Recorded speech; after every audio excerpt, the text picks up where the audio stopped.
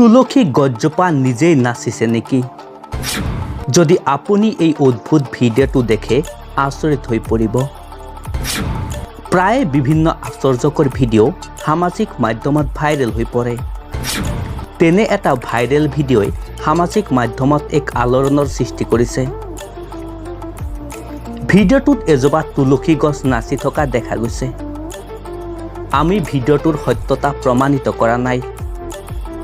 শেহতীয়াকৈ এটা ইনষ্টাগ্ৰাম একাউণ্টে এটা ভিডিঅ' পোষ্ট কৰিছে য'ত তুলসী গছ নাচি থকা দেখা গৈছে।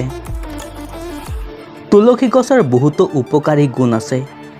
এই গছডাল বিভিন্ন ৰোগৰ চিকিৎসাত উপকাৰী।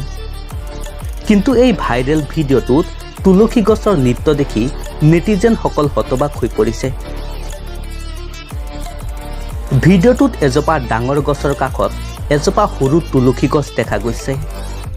আৰু এই ভিডিঅ'টো ৰেকৰ্ডিং কৰোঁতে চাৰিওফালৰ পৰা বহুতো মাত শুনা যায়।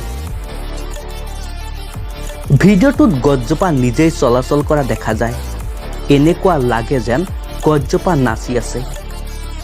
গছৰ এনে নৃত্য দেখি নেটিজেনসকল আচৰিত হৈছে। ভিডিঅ'টোৱে প্ৰায় 30 লাখ লোকে দৰ্শন লাভ কৰিছে।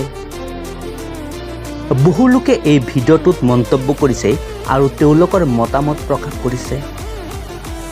বহুতে ইয়াক ঈশ্বৰৰ আশীৰ্বাদ আৰু অলৌকিক বুলি গণ্য কৰিছিল, কিন্তু বেছিভাগ নেটিজনে ইয়াক ভুৱা বুলি মত প্ৰকাশ কৰিছে।